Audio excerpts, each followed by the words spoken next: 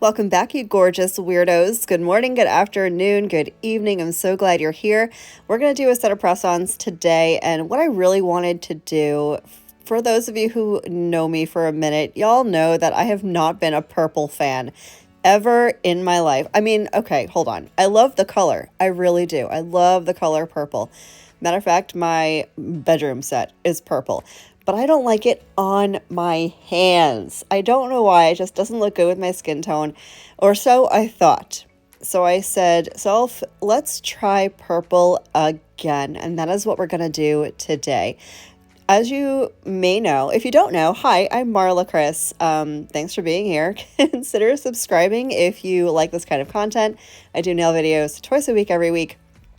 Anyways, so I went on a green journey recently and discovered a newfound love for the color green after not liking it for a very long time.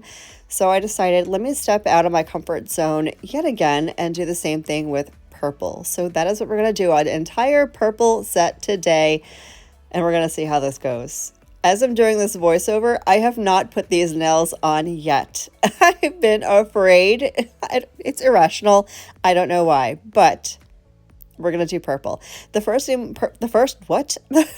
purple nail I'm going to do is going to be a purple French. I don't often do French manicures with gel polish only because they're difficult. They are not easy to do, but I got these brand new liner brushes from Model 1s. I figured why not try them out and see how they do.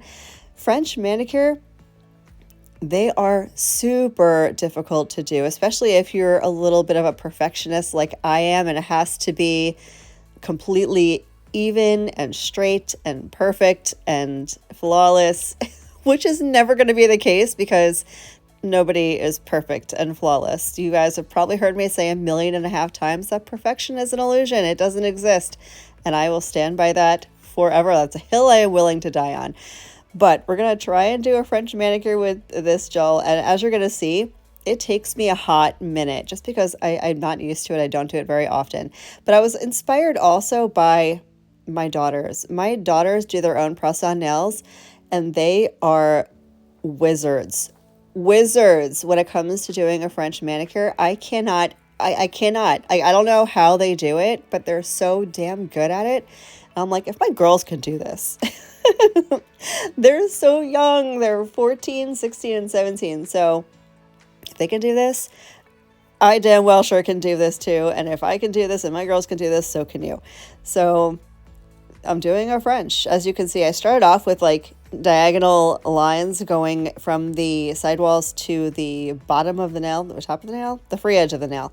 And then I'm just going to curve it out, fill it in, and this is kind of what we're looking like. But as you're going to see, I'm going to mess with this nail for what seems like forever. So I am speeding this up a lot because I was questioning all my life choices at this point.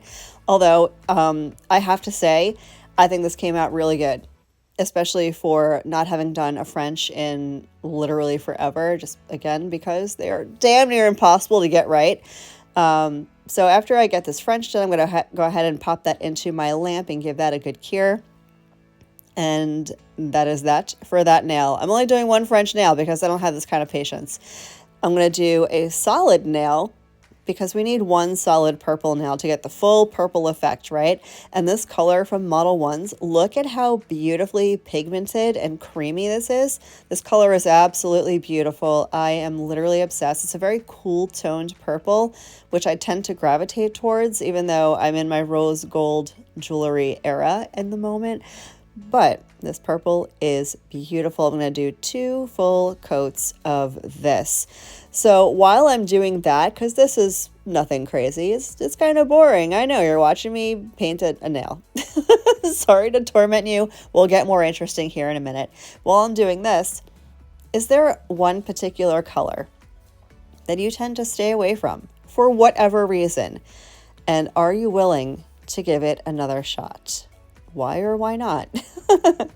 I'm trying to do things different in 2024. I know we all say that. We go into a new year going, you know, we're gonna be different people. We're gonna start fresh, clean slate, do something different, because clearly whatever I was doing in 2023 isn't really working. So I'm doing stuff different. I'm trying to be more open-minded. I'm trying to try new things. So will you guys jump on this bandwagon with me and try something outside of your comfort zone so I don't feel so alone, please? Pretty please? Okay, so for this nail and for all the other nails, we're going to do an ombre, but we're going to do the eyeshadow ombre because it is a technique that I have fallen in love with, and that is going to start with 2 coats of the French pink. It's the same French pink I used for the French design. I'm going to do 2 full coats.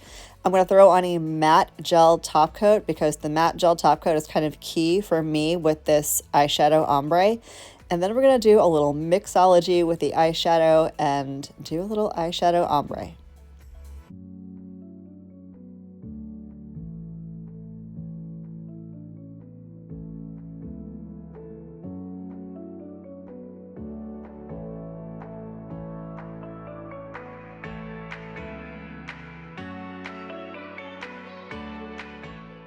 So I got the matte top coat cured for a full minute. Here's what it's looking like. I'm going to grab my eyeshadow palette. This is my dedicated nail art eyeshadow palette. I've had some questions in the recent past about, can you use this on your eyes and on your nails? In theory, you can, but I'm kind of a lunatic when it comes to cross-contamination. I don't want to put something on my nails and then put it on my eyes. I don't know, it just feels wrong. So I have a dedicated nail art eyeshadow palette, and I'm dipping into a couple of colors, getting them mixed together a little bit to get the color that I want, and I'm just buffing that into the free edge of the nail, slowly fading that up towards the center of the nail. I always start light because I don't want to go too crazy and heavy-handed and make a mistake and have to wipe it off and start all over again. I mean, is it going to hurt anything? No. If you want to go YOLO and just throw caution to the wind, go for it. But I, again, perfectionist. So I'm going to start light, and here is what we end up looking like. So I'm going to do that to the other nail. I'm going to do my thumbnail the same way, although it took me a minute to figure it out. Again, I'm just starting off really light at the bottom of the nail, top of the nail, the free edge of the nail. Working that slowly up towards the center of the nail, building up the opacity to the way I want it. I am, as you can see, mixing the colors because I wanted to try and color match as best as I could to that purple gel polish. And I think it came out pretty good. It's not perfect, sadly, as nothing is in this world, but I think it's pretty darn close. So once I get it the way I like it, I'm going to dust off the excess, and then I am going to go in with a base coat and then a top coat. I've had this question in the recent past as well. If you are looking to get the most wear out of your nails, the most longevity, oh, thank you.